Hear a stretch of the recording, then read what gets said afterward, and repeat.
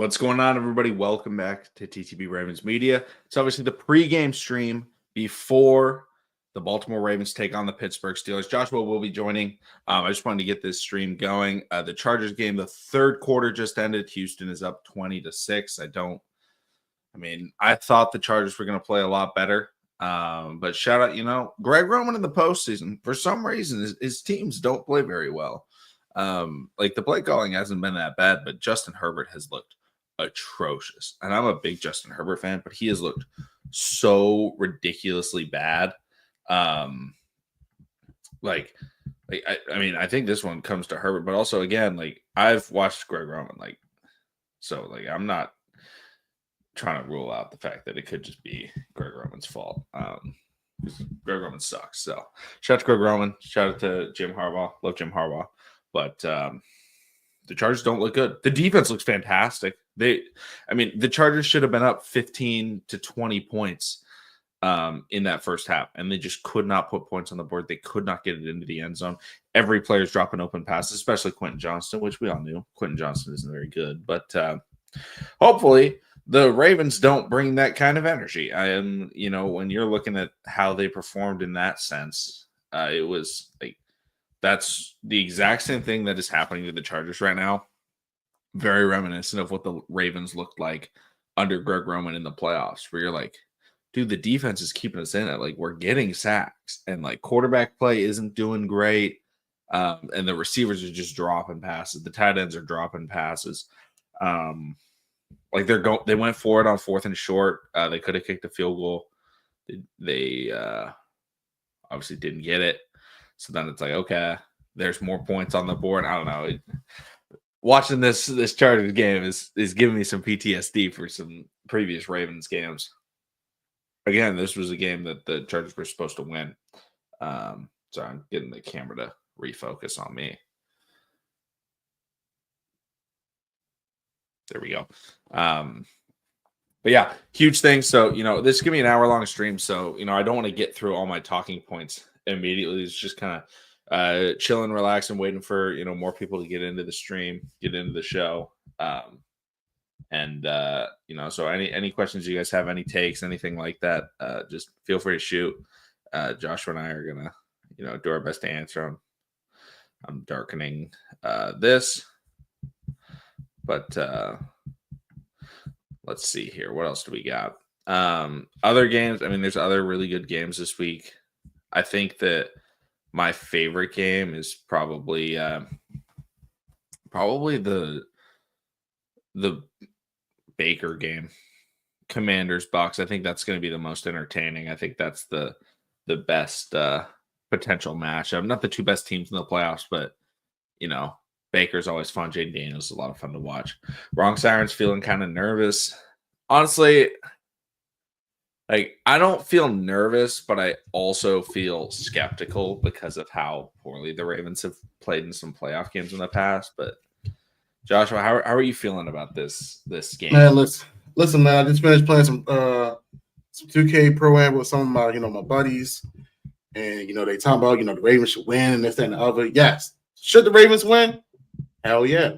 But it's an AFC North rivalry game, y'all, in the wild card round of the playoffs. Anything can happen on any given Saturday, Thursday, Friday, and Sunday. Still rooting for my guys to come out with a W, but we also have to be realistic about what team does show up in the playoffs as well. Yeah, absolutely.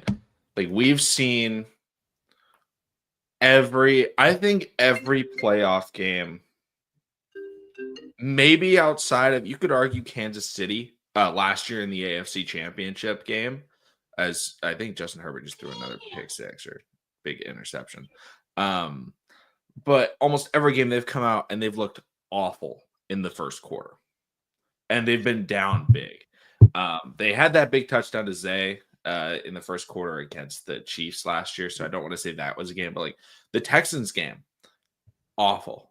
It was close at halftime. The Ravens ended up winning big. They ended up turning up the gas, but Lamar's first playoff win against the Tennessee Titans, we're down 10-3, And then Lamar has that, 45-ish yard run. And it's like, okay, boom, now we're going. It's like, these are games that should be won, that should be set up for, hey, beat the brakes off of them. Instead, the Ravens come out really slow, really sloppy. They get a turnover in the first drive, or they go 3 and out, or they, go for it on 4th down when they could have had 3 points.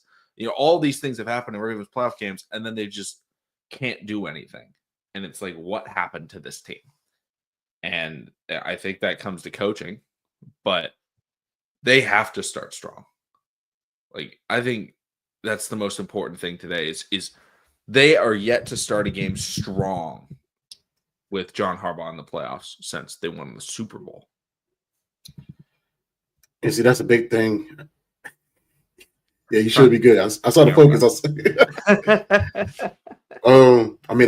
the real big thing that that worries me the most. I don't even think it's the players. I think it's just come down to the reality of the coaching.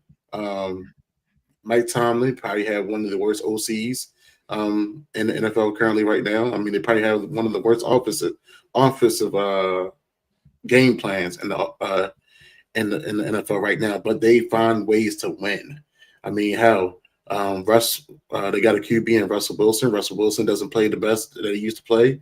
He's not the same Russell Wilson that we all grew to love and respect. We all know that they have certain packages for Justin Fields, things of that nature. They do have weapons on their side of the ball, but it's like, do John know how to rally his guys? When I say his guys, I mean his coaches. I think when it comes to the players do love to play for him, but they respect 8 more, in my opinion, than their head coach. Which, in some instances, that's how it's going to be in some people locker rooms. And I think right now, the way this team has, definitely changed their game plan, especially with the moves, of putting Kyle Hamilton back at deep safety, even letting Darius Washington, who I might say, if he's up for a contract, I'm not saying give him big money, but definitely lock him up. Definitely lock him up. But one big thing that I'm truly concerned about in this cold weather, how we utilize our run game, McConnell. We got to this playoff. We got to this to the second round of the second season of football by running that football, by using King Henry. Hell, even when Justice Hill is available, even using him, even Keaton Mitchell, how is our running game still going to be relevant in these key moments, in these games where it's do or die? It ain't no more, hey, we'll get him next week. Nah, you got to put it all out there. Not saying give him the whole recipe. And I give Todd Monken his props and his respect, because this offense has literally evolved since the first year he has taken over. Shout out to Lamar, because he has evolved as a QB, breaking down defenses and things of that nature. And shout out to our wide receiver core. I feel confident about this wide receiver core, man. It is nothing like none of the previous wide receiving cores that we have had going into the playoffs. We, yes, I know people probably say, oh, maybe we should go for Odell. I know people are a little worried about Zay not being there, but honestly, the Steelers secondary is a little hurt. I mean, I know they got Porter and everything, but the other guys, they ain't playing their best. I think some of the key secondary pieces are hurt. Correct me if I'm wrong, Donna. I think they're relatively healthy for this game. Okay, all right. But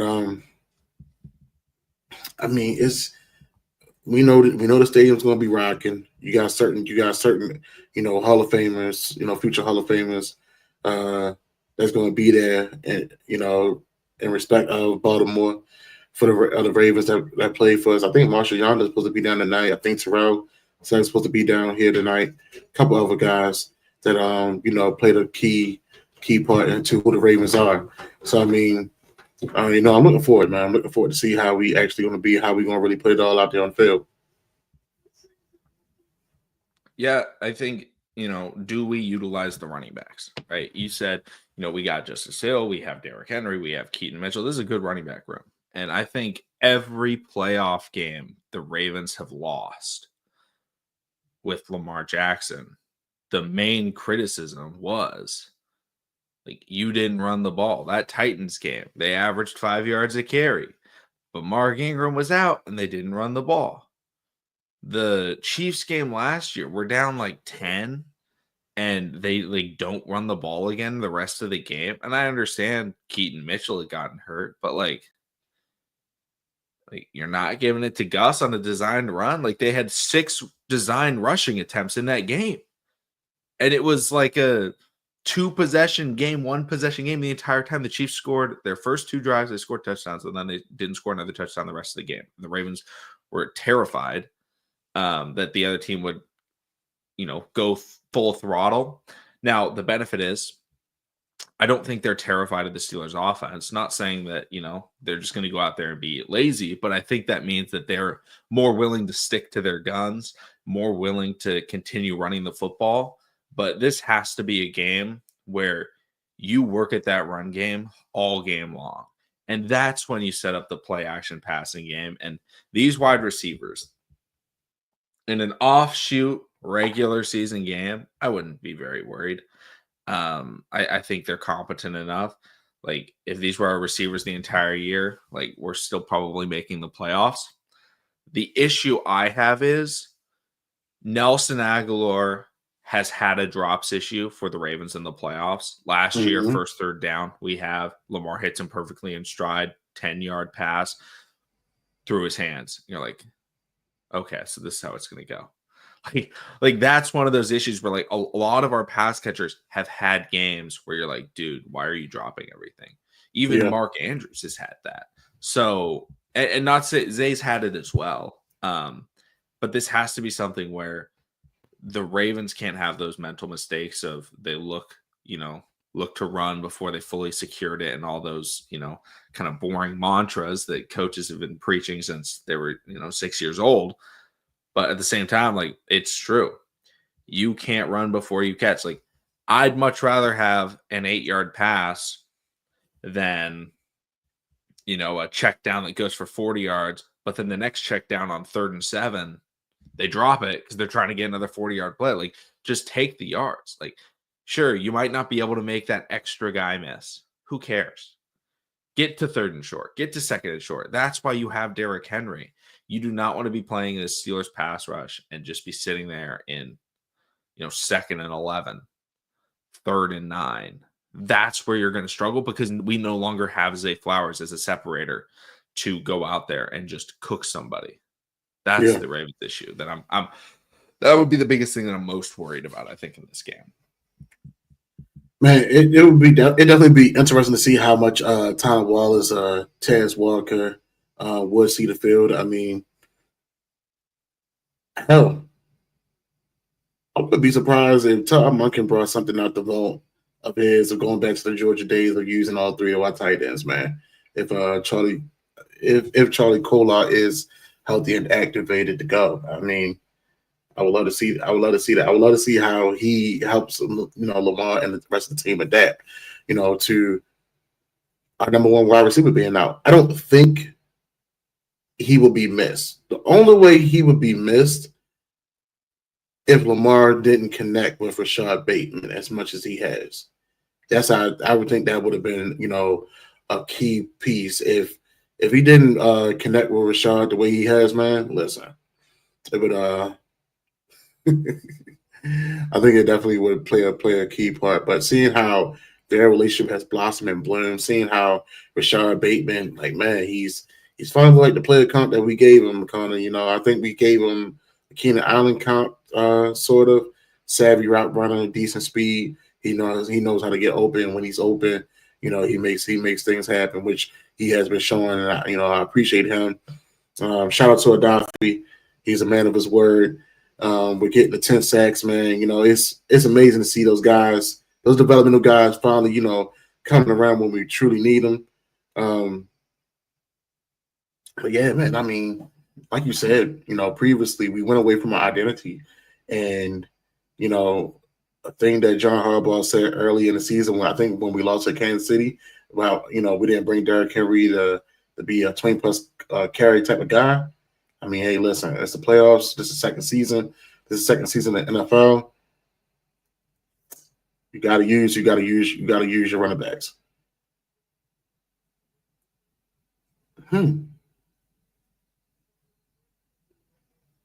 You're muted. Good call.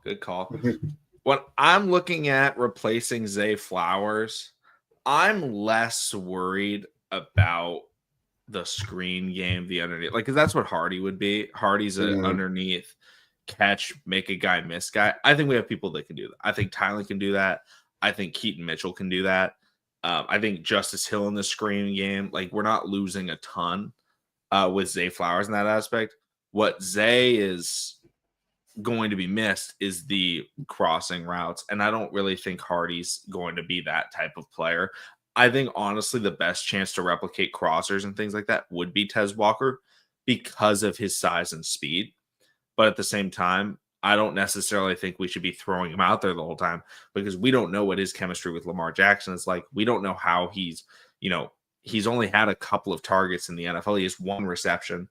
How reliable is he going to be? I honestly don't know. So, like, if we see him a couple of times, I'd expect him to be going deep, going on these crossers to kind of emulate Zay Flowers. But again, I don't think it's something where we have to utilize him. I'd say Tylen Wallace is our best, Zay Flowers, because we know he can catch the crosser. He can catch the screen. He can make guys miss. He can be physical at the catch and after the catch. So that would be my my thought process on the wide receivers. But, like, Hardy, I don't know. I don't think we'll use Hardy. I just don't think he's, like, good enough as a receiver. Yeah, I mean, in our type of offense, our offense, in my opinion, don't hide our flaws enough for Hardy to really step in. Now, when he was in Buffalo, it was a different story. He was playing around some decent enough wide receivers where they can just slip him into the cracks. I don't think without Zay. I'm not saying that we don't pose a threat in the passing game. We still pose a threat in the passing game, but it's certain things that people key in on. I think because Tez has not played a lot, has not got the reps or played a lot, that could be an element of surprise. That's something they Steelers may not been prepared or may not be getting prepared or be ready for. I think that can be something that can be crucial to us. But I mean, a lot of people seen Tylen Wallace. A lot of people know what Tylen Wallace is capable of. He is our Steve Smith Sr.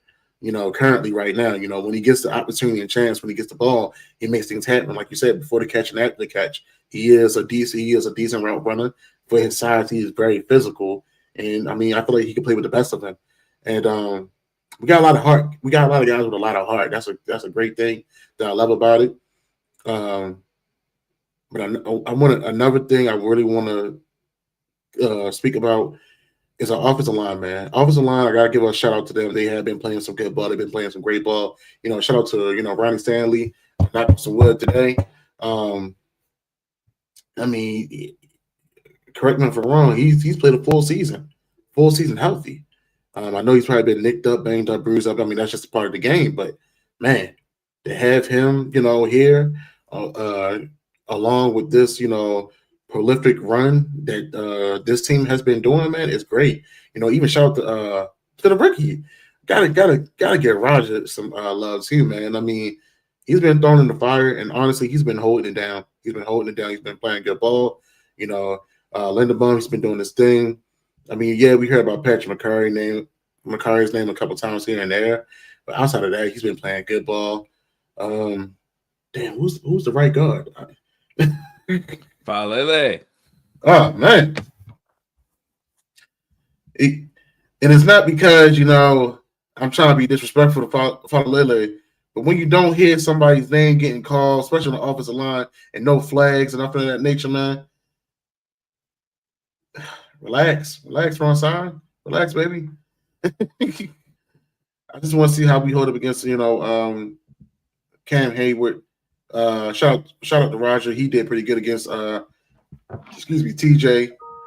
I mean, I know they got some other hitters on that front seven, but our guys, they've been holding up. They've been playing good ball. They've been opening up the lanes for our running backs.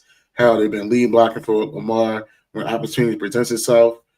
I just want to see, how they keep on performing, how they keep on showing up, and even shout out to getting Voorhees back into the game last week, and he showed a lot of promise as well. I know he went down with the injury, but and I understand not breaking up the chemistry that Pacific O line has created, but this O line is done pretty good. You can't go nowhere without a strong offensive line. Shout out to these guys. They've been playing some good football this year. I want to see how they handle this defensive line, this front seven of the Pittsburgh Steelers in the playoffs, because at the end of the day, we can talk about every special position, but games are not won until we see strong O-line play and we see a consistency in our defensive line and our front seven of how we get at the Russell Wilson or Justin Fields. Yeah, the pass rush is going to be huge, but Wrong Siren brought it up. The penalties is really lost the Ravens the most games this year. They're a team that when they are committing these types of penalties, whether it be holding, whether it be really holding is kind of the big one on offense, or illegal formation. Shout out to week 1. Remember that? Oh, we lost to the Chiefs. We had 37 illegal formation penalties because Ronnie Stanley and Roger Rosengarten didn't know that you have to be within, your head has to be within the center, and they were lining up too far back. But they've gotten that fixed. So really, it's just offensively, it's the holding penalties, which, I would expect, we're going to get a holding penalty. We're playing one of the best pass rushes in the NFL. We're trying to run the ball, trying to be physical. It's probably going to happen. It just can't happen on, when you get to 2nd and 1, when you get to 3rd and, 2nd and 1 is kind of the biggest one where it's I've seen a bunch of penalties called on the Ravens this year where they're trying to get the big run, right? But we have to realize, hey, you don't need the big run. You're in 2nd and 1. Hey, if Derrick Henry gets 5 yards, that's a great play, right? If you hold on a run play on 3rd and 9 or whatever, where you have to get the first down, okay, you had to make sure he got through that hole. Otherwise, the drive is over. So, if they call it, they call it. But you get another chance at it. But when you go from 2nd and 1 to 2nd and 11, that's a massive difference. All of a sudden, you're in 2 passing situations back to back. You're going to let the pass rushers just tee off on you. 2 plays in a row, and you lose the dynamic of potential play action and Derrick Henry and such. So when I'm looking at defensively, though, the biggest thing for me is going to be roughing the passer. And then making sure we don't have DPI on deep downfield passes. If you get a pass interference and it's 10 yards, it sucks. But it's not drive that's what made the drive happen. Now, if it's on 3rd and 15, don't get that penalty. But it's going to be the George Pickens sideline ball. They're going to throw a couple. Maybe Calvin Austin gets a deep ball shot. Russell Wilson's going to take these shots because he knows guys like Brandon Stevens. He's a penalty merchant. He gets PI. You can't let that happen. So, no doubt. Brandon Stevens, I don't want Brandon Stevens on George Pickens. And if he is, I want him to have safety help. Just always have safety help with George Pickens. That way we don't have to have situations where it's just one-on-one down the sideline. George Pickens' specialty, Brandon Stevens' worstity. I don't know what worst attribute. I don't know. That's what it is. He's horrible at it. Do not get big pass interference penalties, and then don't get the roughing the passers. We've had some bad roughing the passers called, but we've also had some in the playoffs where you're what someone that does a lot is Adafe.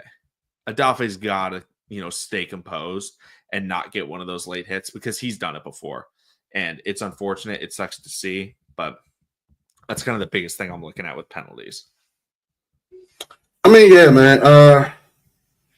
I I mean, since you brought it up, Pickens is, NFL young boy, but you can tell he's not on the same page with Russell Wilson.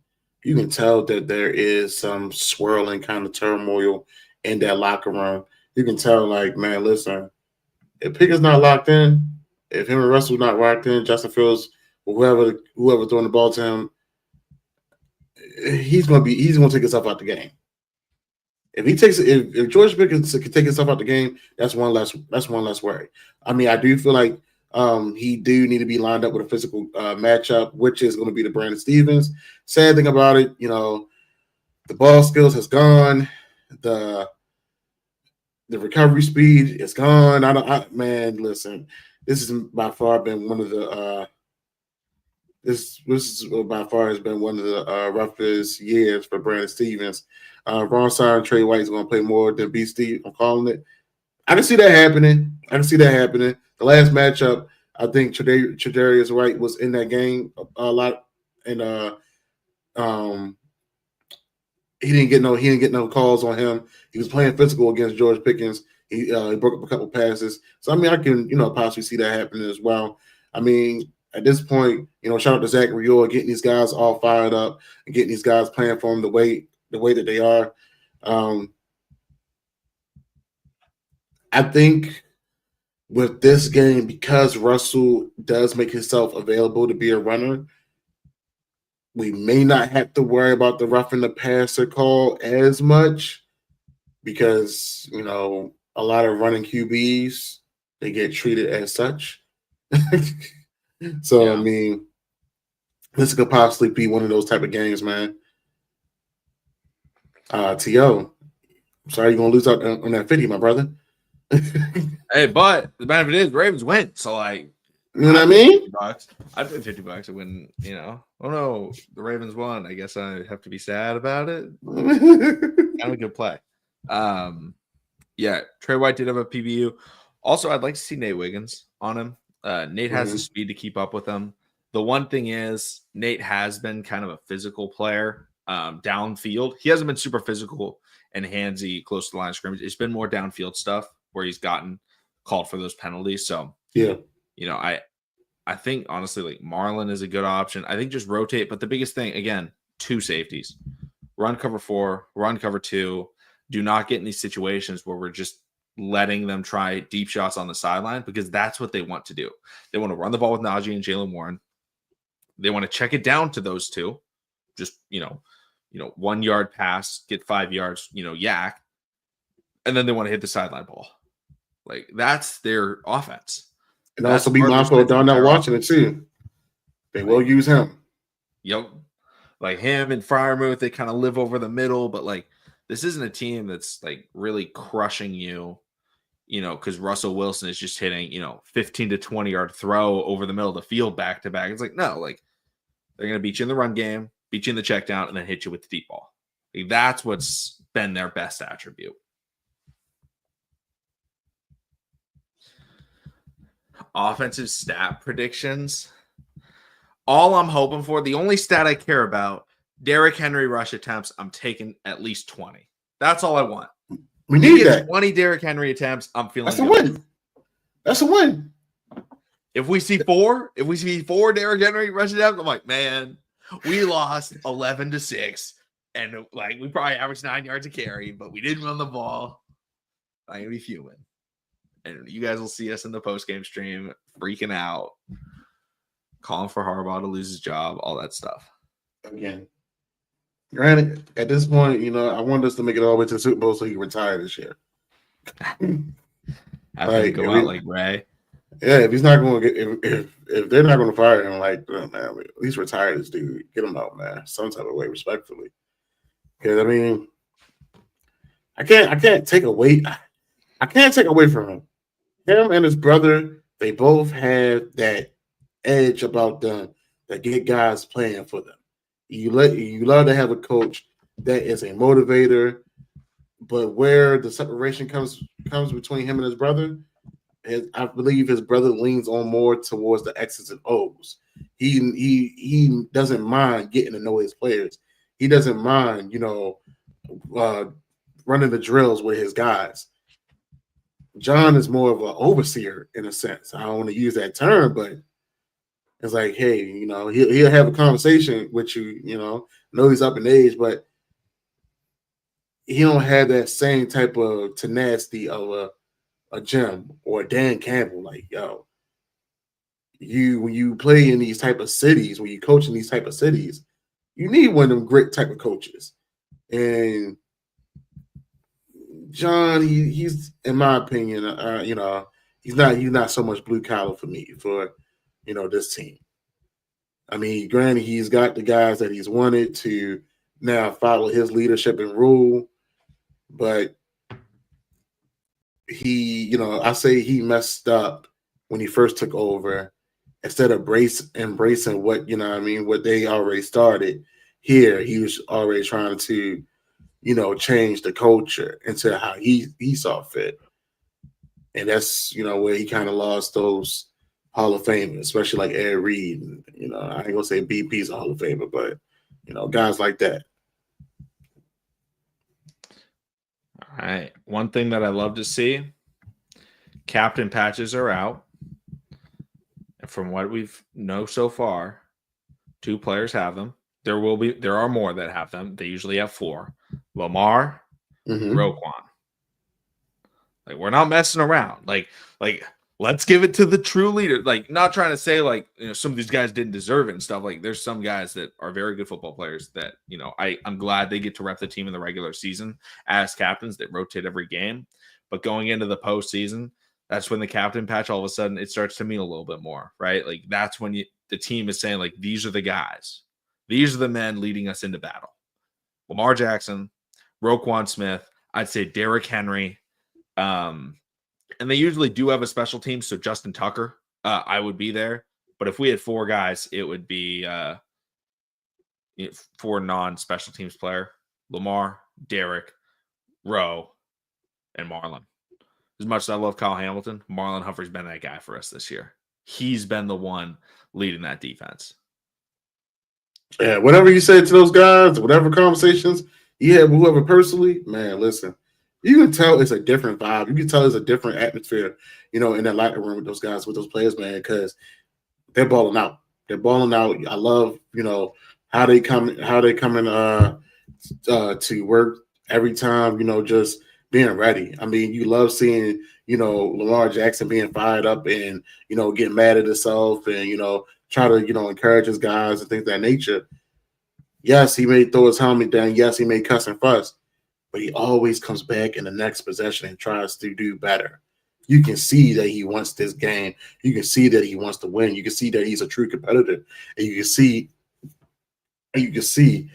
that everybody wants to see this man win too. And I think that's a big key thing that they're going to take into this playoffs. They play for one another, man. They play for one another. I mean, everybody's trying to get I know everybody was, working on getting their census and stuff like that. I mean, but the way I look at Derrick Henry and Lamar is how I used to look at LeBron and Kyrie. It's no hate, it's no animosity towards those guys. And yeah, Kyrie was a young dude. He didn't see it in the way LeBron saw it. But anytime, Cleveland had a big game and they won, whatever the case may be, LeBron will always defer it to, Kyrie. And when they ask questions to Derrick Henry, but Derrick Henry say, man, like, listen, I'm over here playing with a Hall of Famer, man. I'm over here playing with the greatest player in the NFL. You know what I mean? Mm-hmm. So it's a truly a blessing to see how these guys, come together and play for one another. They show love to one another. I know everybody would love to get certain awards to get their stats up and stuff like that. But these guys truly, you can tell it's a different atmosphere. You can tell it's a different feel and vibe for this Ravens team. And I think it's been better than any other team put together since Lamar has been the starting QB, in my opinion. Yeah, this has been, in terms of expectations going into the postseason, like, I think every year it feels like this is a team that's better. Like, it's very rare. Well, I mean, except for the years where like Lamar was hurt, But it was like, okay, now we have the experience, or now we got rid of the bad coach, or now we've added a linebacker, whatever it is. Now we're looking at it and we go, okay, our defense has been one of the best in the league the last 6-7 weeks. We've added Derrick Henry. Like Lamar Jackson is playing like a man on a mission. And they're playing at home. So like all those things are boding well for the Ravens in this game. But that's also not to say that, things can't go wrong, because things will. The Ravens will drop a pass, or they might fumble the ball. The question is, how do you respond after that drop pass? Does the Ravens team pick up the fumble, or do they tackle the Steelers player that gets on it and then get a good stop after? There's a lot of different options, a lot of different things that could happen. They have to make sure that they don't compound errors and, make it impossible to overcome them. If you have one error, just like in the last game against the Steelers, right? There were errors. They fumbled the ball twice. They picked them both up. Lamar throws an interception. Marlon gets a pick six right after. Like, they didn't compound it. They didn't let the Steelers gain momentum. You're playing at home. Keep momentum. Keep playing your game. And in this rivalry, take your points. Like, I do not care if you have to take 3 or 4 field goals in this game. I'd much rather take those field goals than try and risk it. Now, if you're at midfield, go for it on 4th and 1. Like, I'm not upset about that. But if you're at, the 15-yard line and it's, 7-3, like, take the field goal. Like, we're going to have opportunities in their red zone. They're hopefully going to turn the ball over. They've been doing it recently. They've been stopped on drives. And when we've played them, we've done a good job of limiting their touchdowns. So they're probably going to be kicking field goals. So I'm fine with it. Like, if we have to kick field goals, we have to kick field goals. We're just going to make them, too. Knock on wood.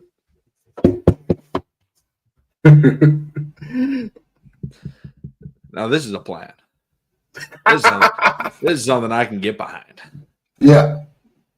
Where is John? Who has John Harbaugh's cell phone number? Because I have an idea. I am stealing KJ's idea, and I am selling it as my own. This is a fantastic plan. This is the best plan. Like, I always thought it would be funny if you had one guy on your roster that was because back in the day in basketball, playing against Shaquille O'Neal, you had guys, and that was their role. They'd come in and they'd foul Shaq. Like, that was the whole point. You were on the roster, was you're 6'11", and you would foul him and you make him shoot free throws because you didn't want your star center getting all the fouls towards the end of the game. So you bring a guy in, you foul him, you take him out, guy plays on offense. What if there was a guy that was like, I'm just going to go in there and just ruin this guy's day, be the, Finnegan to the Andre Johnson, the Crabtree and Crabtree and Aqib Talib, and the Josh Norman to the Odell, and just go out there with a guy not Stevens. Like, obviously Stevens isn't a starter, is a starter. Like, we kind of want him on the field, but just having a guy that just get this guy to fight you. That's your whole goal. Because as soon as that fight started, the whole bench would go crazy. They're like, "You got him!" You don't. Yeah, of course. I mean, bait him into it. Just gotta make sure it's when you gotta be strategic in that planning though. You gotta make sure it's every other week. So yeah. You're like, dude, this guy started 9 fights in a row. I don't think.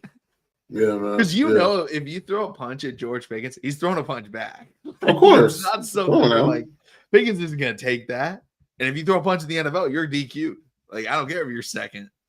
Oh yeah. We need we just gotta get someone to remember the Eagles. The Eagles have this guy that's their, I don't know. He's the security guy, but he wears Eagles gear on the sideline. I can't remember his name. Eagles fans love him. They know who he is. I think they were playing the Niners, and he started a fight with a player. This might have been in the playoff. It was either in the playoffs or in the regular season, but it was this is when the Eagles are good. This isn't a bad Eagles team. This was last year, 2 years ago. Yeah. But a guy runs into him. One of the linebackers, it might have been, I can't remember who it was, but I think it was one of the linebackers. I don't think it was Fred. But they run into him, and like he just like shoves him off of him, and like the guy like turns around and like throws a punch at one of the players. Like it got started because this stupid security guy like just like pushed a guy and then got like multiple like got a Niners player thrown out, like a star Niners player thrown out. We need that guy on our team. Like Pickens runs towards the sideline, a guy like throws out an arm and like clotheslines him. He like stands up and like throws a punch. It's like, ha. Like, oh no, we lost our IT guy that's 6'5", 275. Like, oh no, it's not gonna hurt us. But it will hurt the Steelers. Like, I don't know. That'd be funny. It was that made no sense. I don't know how that happened. And the NFL was like, yo, we need to not allow players like that near the. It was like not allow personnel to be that close to the field. It was they had to come out with some statement. But it was like this guy clearly started a fight, and the Eagles were rewarded for it. So that's crazy work, man. That's crazy work. Oh man, they call him like Big Joe or something like that. We're 10 minutes away. 10 minutes away of seeing our Ravens advancing into the next round of the playoffs, man. So, who has to win and who has to lose for us to have a home game? Us have home game. Buffalo loses. That's a tall task to ask a Bo Nixon company. And I ain't gonna try to hurt myself and think of that. Yeah, it was Dre Greenlaw and DeSandro, and he got a standing ovation leaving the field. The security guard? Yeah, because they were in Philly. Yo, so like Philly fans and any New York team fans, Dom DeSandro. They're crazy, bro. Dude, he just like started a fight against the like Pro Bowl linebacker. Yeah, man, that's where's Greg Roman when you need him? That's what we could use Greg Roman for. Hey, listen. Greg Roman is about to be out of a job again. Never. I think Greg Roman let him go. You don't think Joe let him go? I think Greg Roman has dirt on John and Jim on Jack Harbaugh. Like, and he's like, make your kids hire me. Yo, not the daddy. That's man, listen. Like, that's gotta be. Greg Roman must have played for him in high school and got some like pictures or something. I don't know, but like, because John wouldn't fire him, Jim wouldn't fire him. Greg Roman only left the Niners because Jim got fired. True that. Ooh. Good. Not a lot of wind. That's very clutch. That will help with the deep balls. That will help with the explosive plays a lot for the Ravens. And yeah, Herbert has looked awful today. I thought he would look good. And like he looked good in the first quarter, and then like they dropped every pass, and then it was just like, oh no, no longer looks good.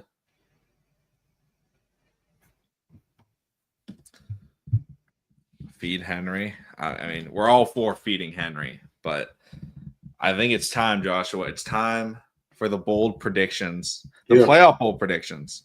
Yeah. Let's start with the offense. What's your offensive bold prediction? I think they're going to key on Derrick Henry, so I got Lamar Jackson for 4 touchdowns, 2 passing, 2 rushing, 400 all-purpose yards. I love it. I'm going to say we get Isaiah Likely, 100 yards, 2 touchdowns. I think he plays a fair bit in the slot. I think he catches one that's like a 30, 40-yard touchdown. And then he also has one near the goal line where it's like a play action. We hit him, and he's able to score. So I think it's going to be a big Isaiah Likely game. Zay says Bateman 2 tutties, 153 yards. Would love that. What do you think about the defensive side of the ball? Whoo, man, listen. I think Russ throws. I got Russ throwing 3 picks and 1 being taken to the crib. Nate Wiggins getting his second pick 6. Nate Wiggins, a second pick 6? Yeah, man. I love it. I'm all for that. But you got to talk to me. I think I'm going to say Kyle Hamilton scores a touchdown in this game. Scoop and score or pick? I think it's either going to be scoop and score or he gets a pick. I think it's more likely scoop and score. I think it could be a Marlin punch out. Get the good old-fashioned fruit punch. Ain't Kyle seen that in a Hamilton while. picks it up. Or Roquan just lays somebody out on like a screen pass. Mm. But I got Kyle Hamilton scoring a touchdown today. Nice. Man, listen. This game can go one of two ways. I feel like, I think we let defense start off. Let offense calm down. Guess Burns. You let the defense start, get a 3-and-out, get that offense, ready. And I think we just hit the ground running, man. Crazy board, crazy pick. Oh man, Chris Board, crazy pick. Yo, shot. And you know what? I know people been asking for Trenton Simpson, but the rotation of that weak inside linebacker, it's helped out a lot. Because they truly haven't missed a beat with the rotation of the weak inside linebacker. Yeah, and I think now we do our score prediction. Can we get one right again? It's happened before. We've gotten them right. What do you got for your score prediction? Yeah. Yo, I can't take away from Pittsburgh. It's an AFC North rivalry game. This is best 2 out of 3. But I still got my Ravens still scoring the ball. So I'm going to go 35-17, Ravens way. I like it. I'm going to go 30-16. A lot of field goals. I think there'll be 3 field goals each team. Yeah. I think the Steelers scored late to make it 16. I think it's kind of a clear win, 30-16. I think it starts off, it might be 3-3 in the beginning of the game, but then the Ravens offense kind of starts moving. They might get a defensive touchdown, and then all of a sudden it just gets to a point where you're just like, okay, they're out of it, but like there's a couple possessions left in the game. They score with like 3-4 minutes left, and the Ravens ice it. That would be my thought. 28-31. I'd love to see I would not love to see a JT walk-off. Honestly, if it gets to that close, oh my gosh, I'm going to be losing my mind if it ends up as a JT walk-off. I'd love to see the Ravens win. I don't want to put that type of pressure on JT, man. I know.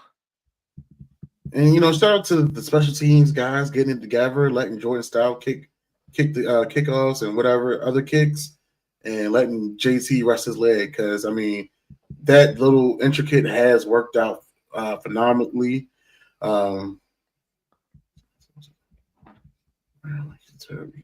That's the starting guard. Okay.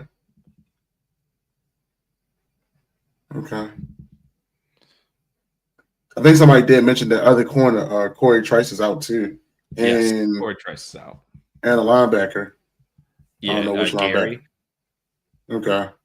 Their edge. But all right, guys. Everyone, game time starts just a couple minutes. As Joshua likes to say, get your popcorn ready, get your food ready. We'll see all of you after the game, and hopefully the Baltimore Ravens are moving on. And we'll find out tomorrow if the Ravens move on, who they'll end up playing. And hopefully it's a home game. That'd be really cool. So thank you guys so much for coming through. Subscribe for more, and we'll see all of you again after the game.